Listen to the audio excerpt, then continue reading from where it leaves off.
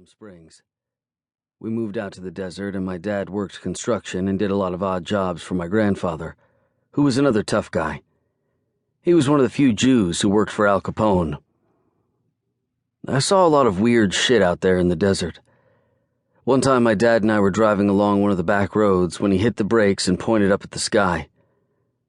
The sun was flashing on these silver objects that were moving horizontally and vertically at incredibly high speeds. There was a naval air base out there, and I'd seen the Blue Angels doing maneuvers on a couple of occasions. But this was nothing like that. This was a flying saucer situation. When they disappeared, my dad said, "We'll probably never see anything like that again."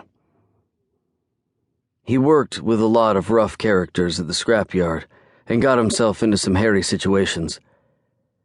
At one point, my dad and my grandfather decided to dig a pit in the middle of the dump and hold dogfights there. My dad thought it would be a good idea to put his Doberman in the ring with a pit bull. He thought the Doberman could hang. He learned almost immediately that he was wrong.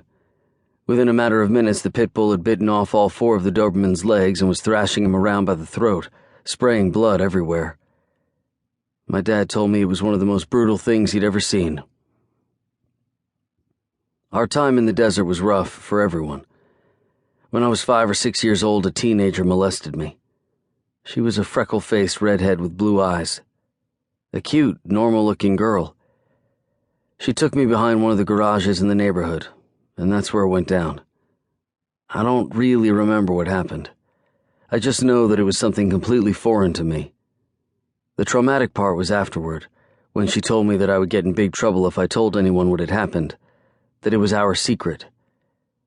That was really confusing to me because I didn't know what I'd done that was wrong. I thought we were just playing. It was a heavy thing for a kid to have to deal with. In fact, I've never told anyone about this, but maybe it explains my fascination with redheads. I was smaller than the rest of the kids in the neighborhood, a lot smaller, and people were always messing with me. I was the shrimp, the runt of the litter. Got some anger or aggression you need to get out? Take it out on the little guy. Everyone else did.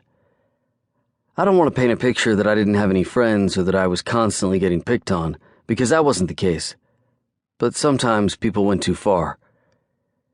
One afternoon I was playing in the front of the house with some local kids when the neighborhood bully decided he was going to mess with me. He grabbed me by my ankle and my wrist and swung me around like an airplane. I wasn't too cool with that and told him to put me down. Well, he put me down all right. He let me go. I went flying through the air and crash-landed in the driveway and cracked my head open on the cement. My mom came outside and freaked out. She didn't even take me inside the house. She put me in the car and drove straight to the emergency room, where they stitched me up. When kids picked on me, there wasn't much I could do.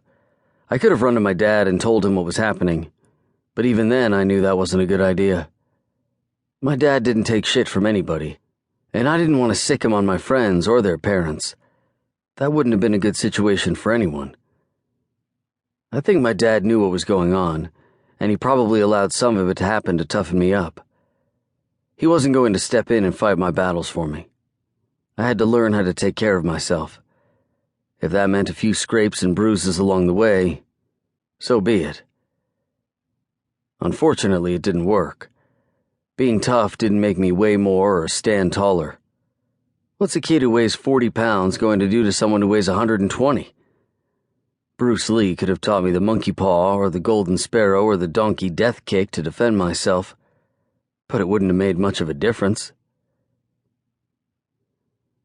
My dad wasn't cut out for working at a garbage dump.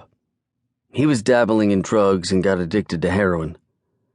One of his high school buddies had moved to Puerto Vallarta with another friend and had started a pot farm.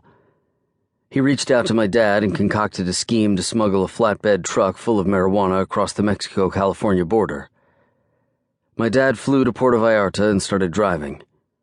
He made it all the way up to the U.S. border in Tijuana before he was caught. He was arrested and sent to county jail for a year. The story they told my sister Trudy and me was that our dad was up in Northern California dredging for gold on the Klamath River. It was actually a good thing for my dad.